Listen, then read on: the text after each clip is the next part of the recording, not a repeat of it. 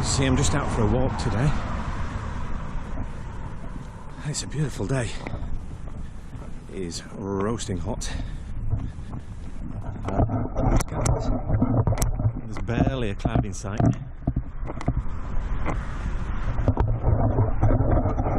So that's always good. So I've got the hat on today, keep the sun out of my eyes. And I've got my sun cream on today as well, so hopefully we don't get sunburnt. Although I am pretty weathered, as they say, which is always a bonus because of the time that I've spent the last couple of years on the beach here in Helensburgh. Yeah, so we're just on a walk today. Might be doing a few more of these walks because it's good for me, good for my waistline, and I've started swimming as well now. I'm contemplating getting a gym membership. Let's see if we can't get this body into some sort of shape anyway, because it's a horrendous shape now. It's like a sack of spuds. I'd just like to say thank you again to everybody that's left messages and kind words and sent us gifts and made donations to the Just Giving page for my wife when she was diagnosed with cancer at the start of the year. And if you don't know, then she was recently got the all clear. She had a CT scan and we had the results there on the 20th of August, and she got the all clear from the oncologist. So yeah, things are looking a lot brighter now.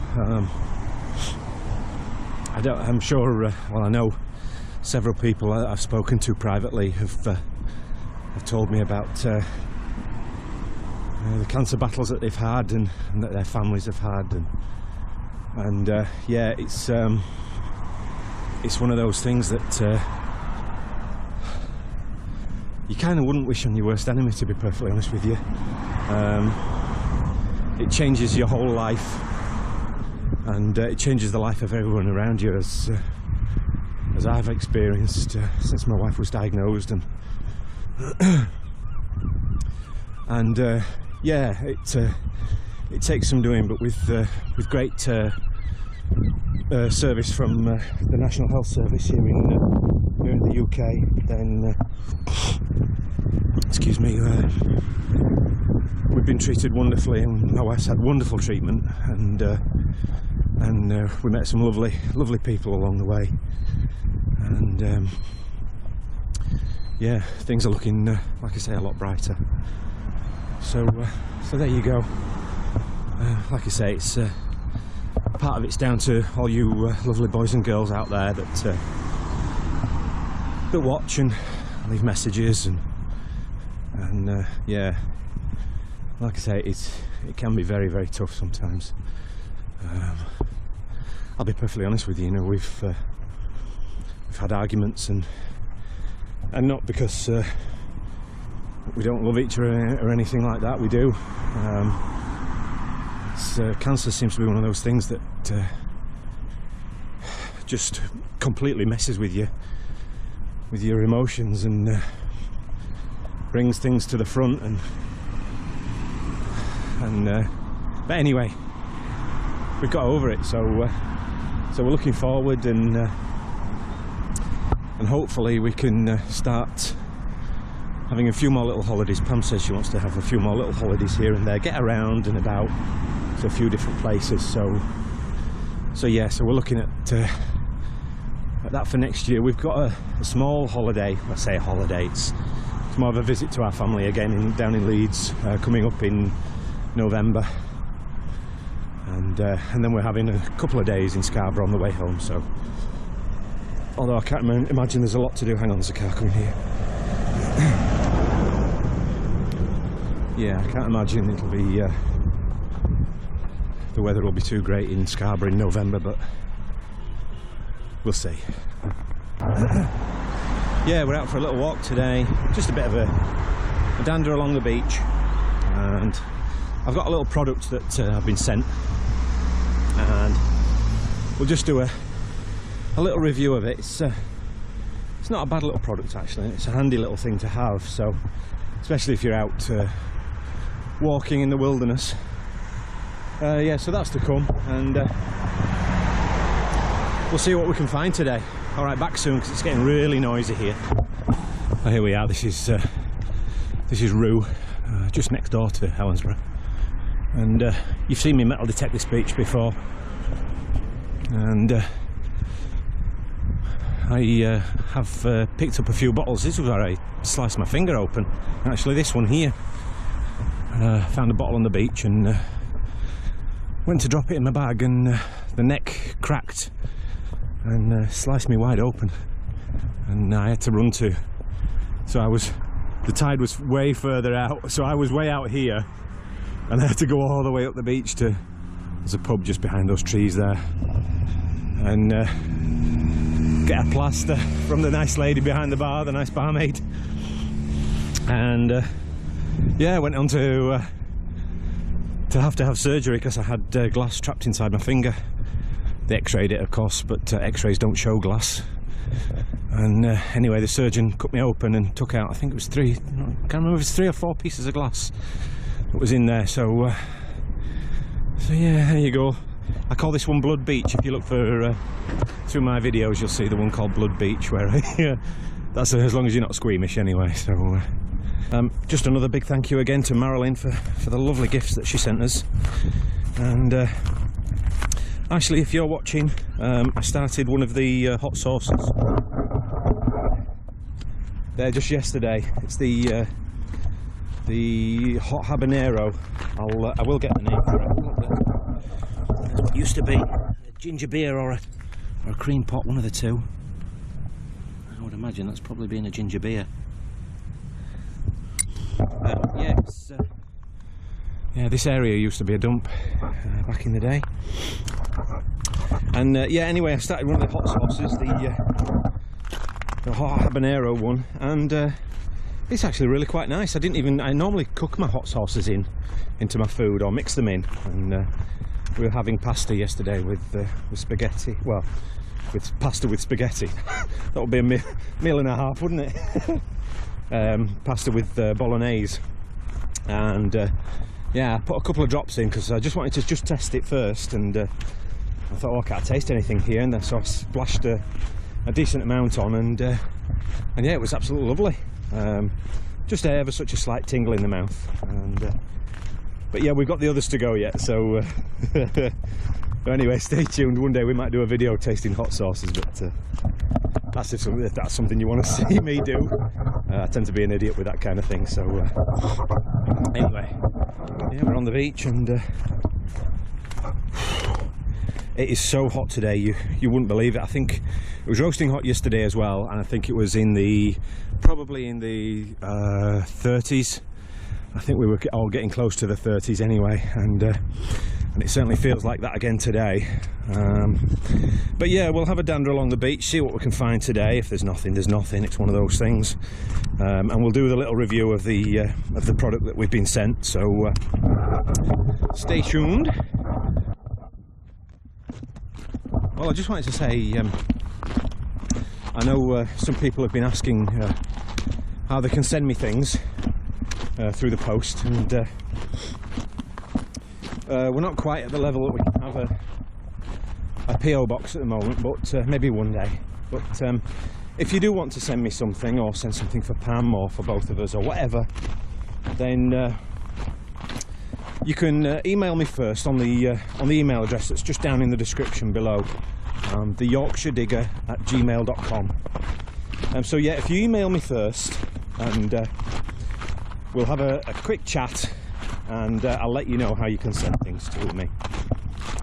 Alright, back shortly. Some of you might know that, so we're just coming up to the what they call Rue Spit. Is this piece of land that goes out to the little lighthouse there. But some of you might be aware that one of my earliest videos that went viral, this is where I found the £100 German bomb that was just laying in the water over there, and like a lunatic. I actually I had a little metal shovel with me at the time. I was only beachcombing at the time, and I tapped it with my stick to make sure it was to see whether it was metal or not, and it turned out it was, and it was a just over £100 German bomb.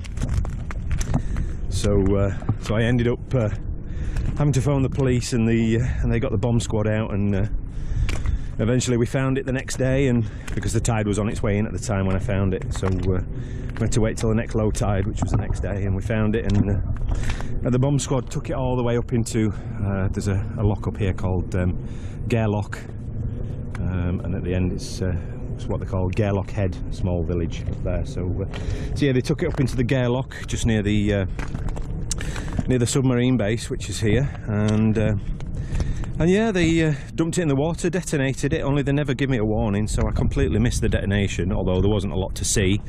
But yeah, that's just for maybe those of you who don't know, a £100 bomb just sat on the beach, and it sat there since the Second World War. It was probably dropped during the Clyde Blitz, so essentially just over there there's Greenock, and that was bombed during the Second World War, and quite a few people were killed and lots of houses were flattened, and it's more than likely that it was one of the bombers that was passing that dropped it, probably a bit too early, but thankfully it never went off. So and I found it all those years later, but there you go. That's another pot, what's left of one, possibly a cream pot by the shape of that inside. Yeah, we'll go with cream pot on that one. Long gone, but hey.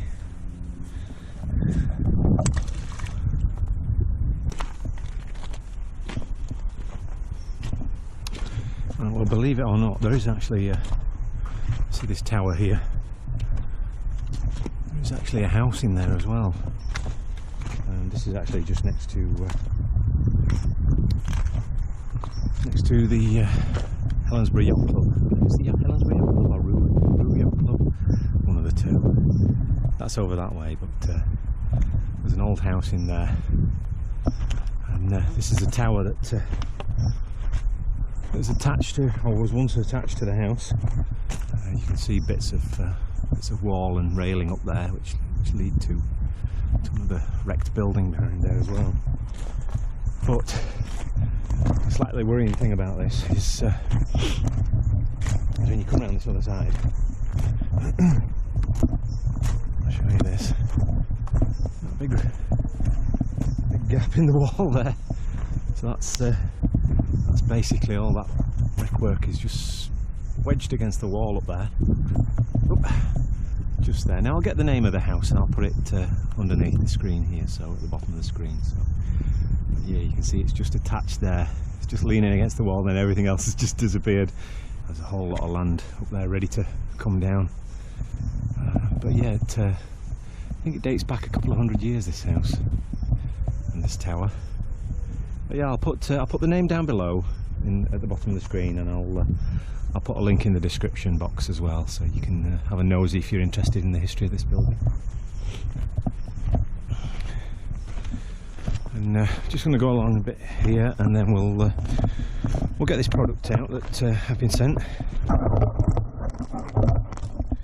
And it's actually an emergency blanket, and although today's probably not the greatest day to review it, but we'll give it a shot. Well, here it is. This is the item that's been sent to me by the people over at Chasen. I'll put a link in the description to their Amazon store, and yeah, basically it's essentially you get this bag. There's a little carabiner on the side there, but inside you actually get 4 more little bags, which is interesting. One down there. So again, each one of these little bags has a drawstring and a carrying carabiner there, so you can snap it onto your kit, whatever. Very lightweight, doesn't weigh a great deal, a few grams, nothing more than that. But yeah, essentially it's an emergency blanket, and I'll show you here, look. Get this one out. So, ideal to throw away in your kit. Yeah, there we go, that's it folding up, and that's your little bag. Obviously once you've used your blanket you can fold it up and stuff it back in, or you can use the carry pouch for something else. But yeah, standard emergency blanket, so it's orange on one side, and if I open it up you can see it is silver on the inside. There we go. Ooh, reflections of you. Blinded by the light. Wow. So yes, there you go. So the standard use for this would be as an emergency blanket wrapped around you.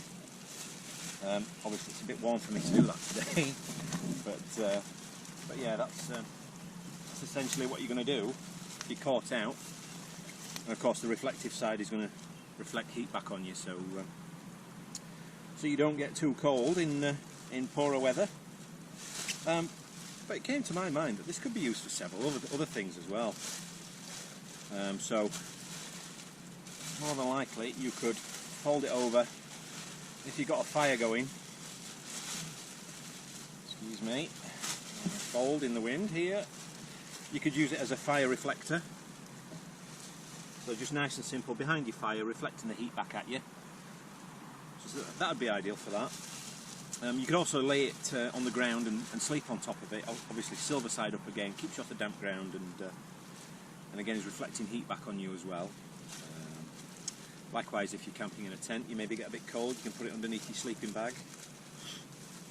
You could also lay it out flat on the ground. Let's have a look. Well, there it is laid out. And I'll tell you what, it certainly is reflective. I mean, I nearly got blinded. I'm sure you are as well there now. So it'd be great as an emergency signal as well if you were lost out in the hills anywhere. And likewise, on that same principle, hang on one second, let me just turn this over. Yeah, likewise, if you're stuck out in snow anywhere, then you can flip it over and you've got the orange side, which is going to stand out a treat against the snow. So yeah, it's perfect for that. And again, another thing, you can probably tie it off using some paracord. I always keep a bit of paracord. I have some on my stick, but paracord's damn handy stuff.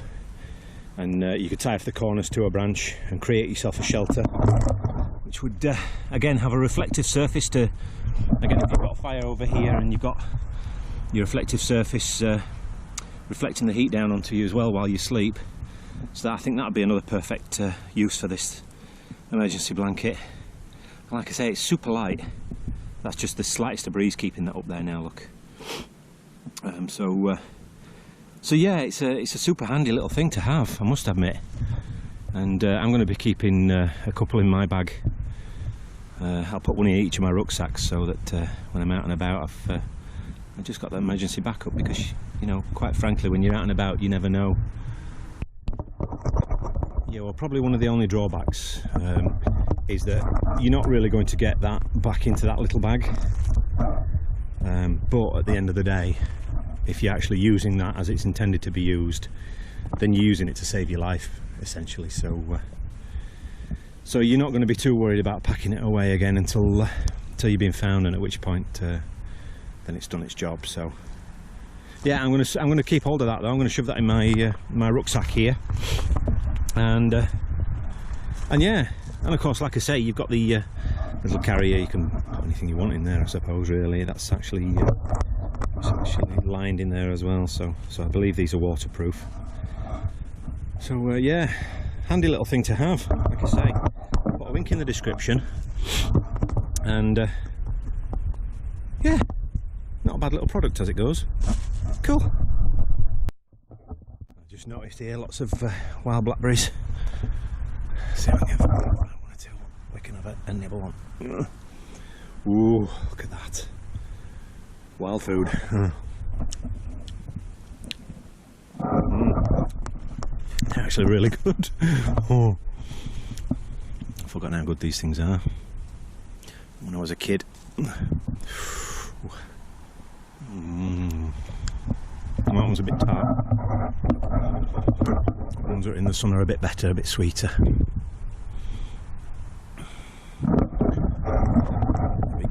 The big bubbly ones. Used to pick these for hours when I was a kid. Oh, that's better. Ooh. Oh.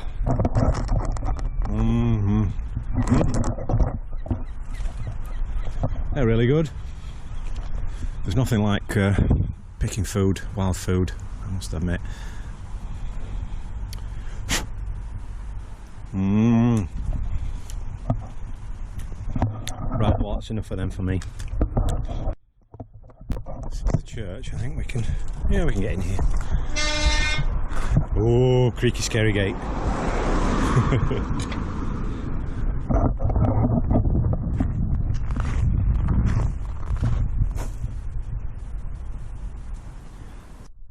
Well, here's an interesting one. Looks like a tree stump.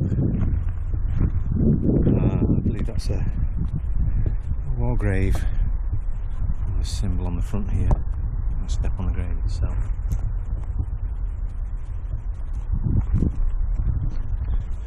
Yeah.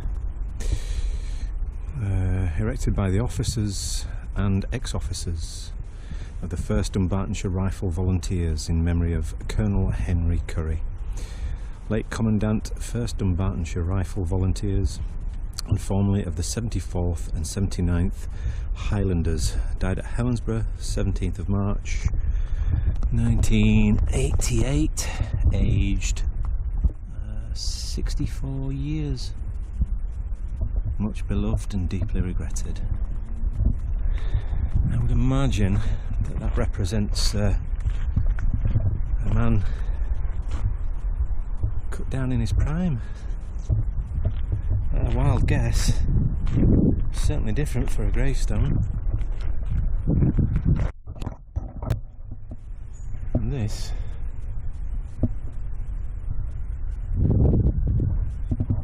is where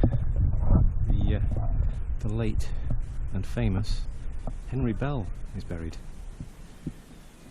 Henry Bell, born, I can't read that, I think it's 7th of April 1767, and died in November 1880.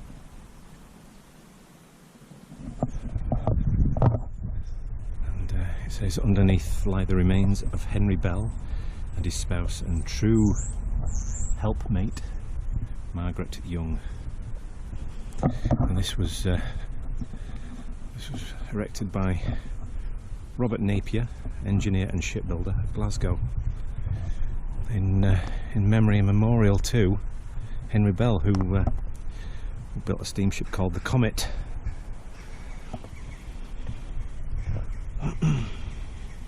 I'll put a link to Henry Bell down in the description, but yeah, that's some memorial.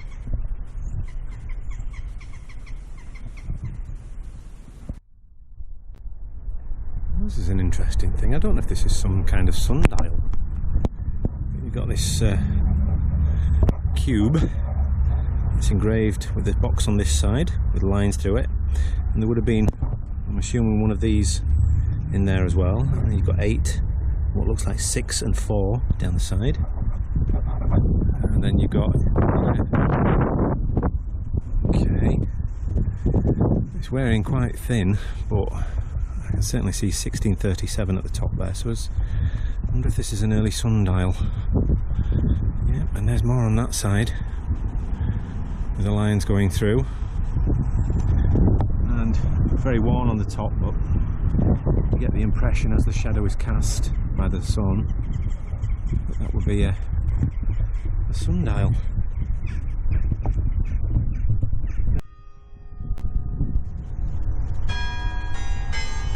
And that's the clock ringing for 2 o'clock.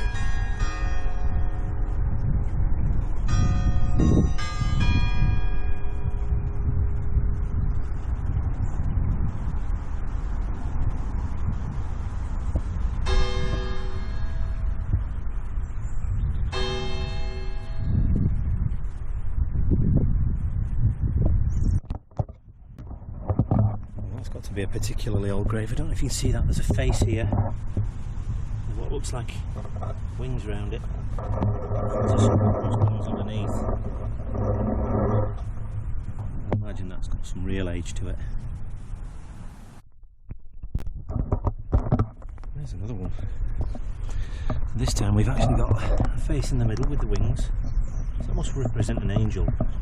But rather creepily, and we've got on either side a skeleton in robes. Look at that. See his little hands down there, and another one on the other side. Isn't that fascinating? Alright, well, with all being said and done, we shall head for home, I think. Thank you once again for tagging along.